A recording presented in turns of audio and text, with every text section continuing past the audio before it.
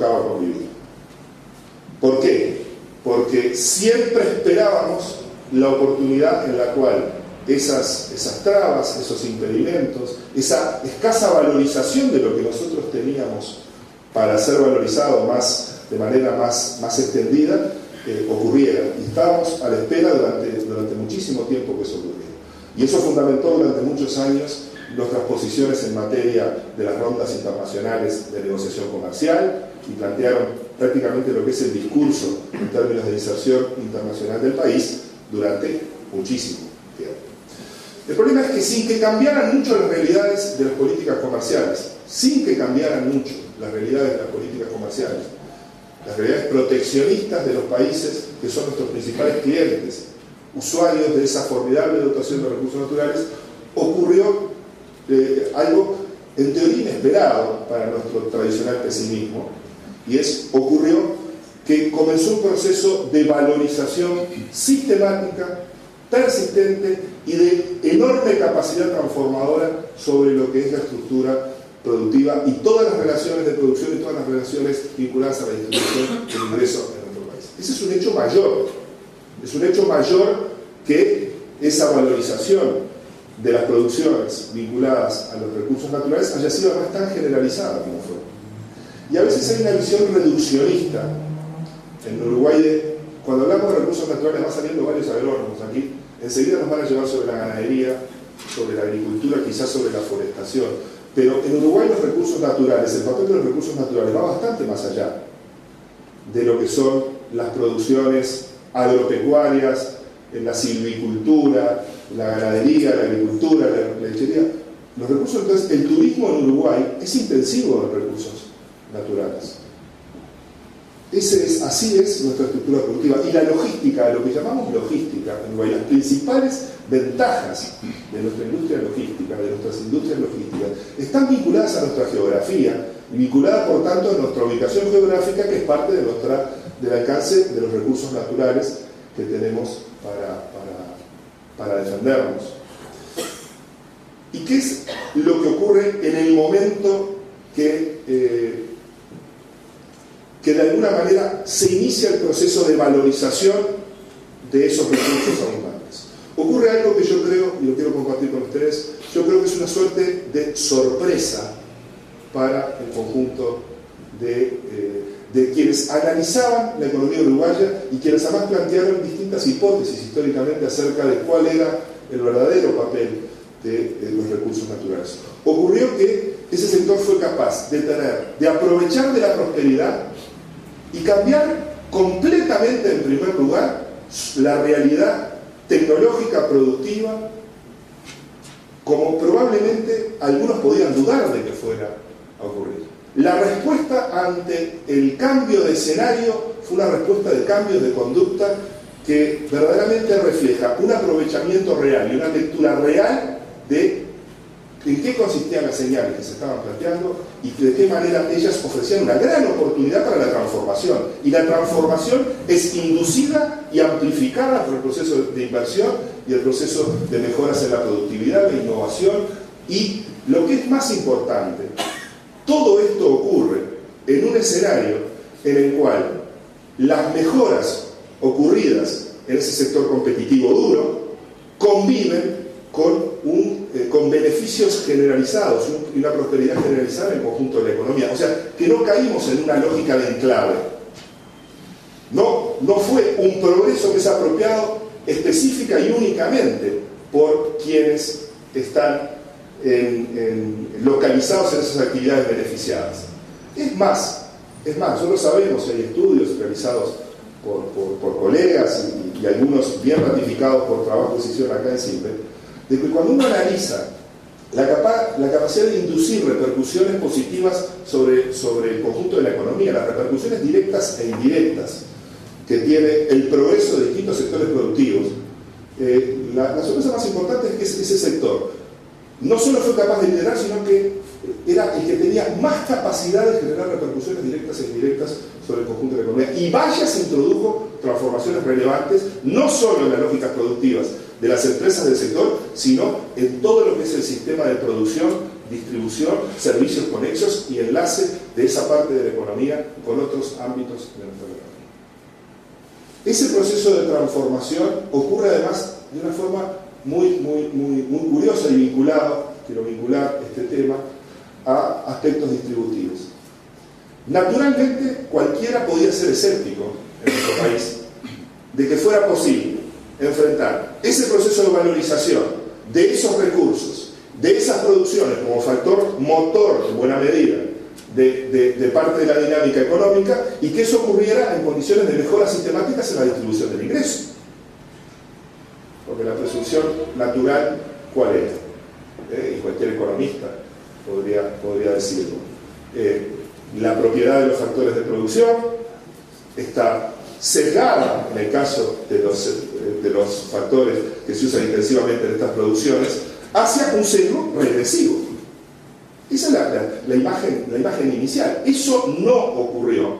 Y no ocurrió, primero, porque quizás las transformaciones productivas eran de tal alcance que involucraban tantos más sectores y tantos más actores que nos alejaban de la lógica de enclave, en primer lugar, y porque las políticas públicas importan lo que ellas hacen y la forma en que ellas ayudan o contribuyen a que los resultados de la producción puedan ser atenuados, modificados o incluso reorientados en términos de la distribución final del ingreso. Nosotros hemos asistido a un proceso de prosperidad económica y compatibilidad de esa prosperidad económica con que ella es liderada en el sector competitivo y no genera otro que efectos distributivos positivos y que están siendo de una magnitud y de una entidad absolutamente formidable. Creo que esto ayuda a revisar algunas de las ideas que teníamos acerca de y la visión que teníamos acerca del peligro que tenía para nosotros el día que ocurriera la valorización de esos recursos. Claramente además ocurrió algo suplementario en todo esto, y me acerco a aspectos que tienen que ver con la innovación.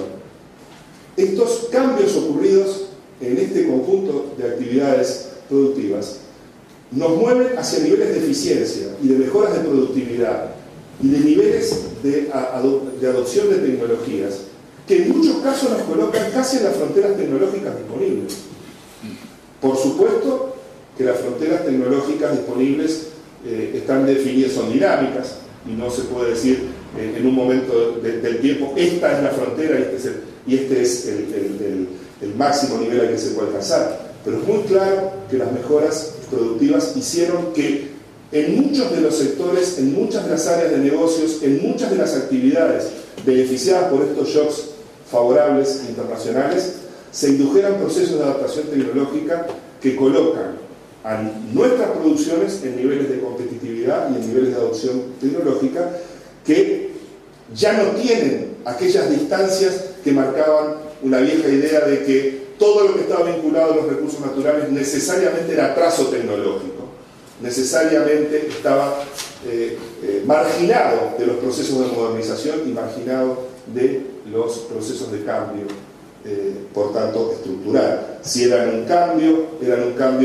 de algún modo de poca capacidad de transformación integral o de ayudar a la transformación integral de la estructura productiva y de la sociedad. Y también, para vincularlo a los temas vinculados a la formación de recursos humanos, esta dinámica productiva en los sectores intensivos en recursos naturales provocó probablemente la mayor absorción de recursos humanos calificados en el sector competitivo que conoce la historia de nuestra economía. La mayor, la más importante probablemente. Los niveles actuales de vinculación de profesionales de diversas áreas y de recursos altamente calificados a tareas específicamente orientadas a sus habilidades, sus capacidades y sus destrezas, nunca tuvo tanta empatía, tanta correlación como tiene el envío. Entonces, obsérvese, la primera idea que trataba de transmitir es: ha habido un conjunto de cambios que ocurrieron en una parte de la producción que convivieron con una trayectoria distributiva, aceptémosle, difícil de reconocer a priori, dadas las características del impulso o de uno de los impulsos que lo estaba causando, y en tercer lugar los vínculos de estos con los procesos de modernización, cambio tecnológico, mejoras de productividad y la vinculación directa de estos procesos con lo que podríamos llamar los requerimientos de recursos humanos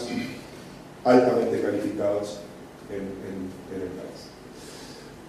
El segundo elemento importante es que este proceso, ustedes lo podrán algunos ver tan solo como una simple réplica de lo anterior, yo creo que no es una simple réplica de lo anterior, convivió con una sistemática mejora en la capacidad competitiva generalizada de las empresas en el país. Hemos asistido en estos últimos años a un proceso de internacionalización competitiva sin precedentes en la historia del país en cuanto al número de empresas, los sectores y las actividades que están internacionalizadas. No hubo un sesgo marcado y distorsionador de la estructura productiva por ese shock externo favorable que provoca las repercusiones que mencionaba anteriormente, sino que se desata un proceso de inversión generalizada del sector competitivo o sectores de apoyo al sector competitivo que empiezan a convertir la realidad económica uruguaya en fortalezas microeconómicas adicionales y que van perfilando condiciones de inserción internacional de actividades no intensivas a recursos naturales que empiezan a tener una enorme significación desde el punto de vista económico. Ni que hablar lo que ocurre en el terreno de los servicios. Ni que hablar lo que ocurre en el terreno de los servicios. Uruguay es el país que tiene mayor grado de apertura y mayor predisposición a exportar en el sector servicios de toda América Latina. Hoy 1/3 de nuestras exportaciones son exportaciones de servicios. Y exportaciones de servicios en sectores que se han transformado enormemente en el mismo periodo en el que nos vimos beneficiados por circunstancias externas favorables vinculadas a los sectores intensivos en recursos naturales de base agropecuaria. Claramente, si uno analiza la información de los proyectos promovidos y ejecutados de inversión al amparo de la Ley de Promoción de Inversiones, vamos a encontrar un magnífico sesgo hacia el fortalecimiento de inversiones en áreas y sectores competitivos de la economía.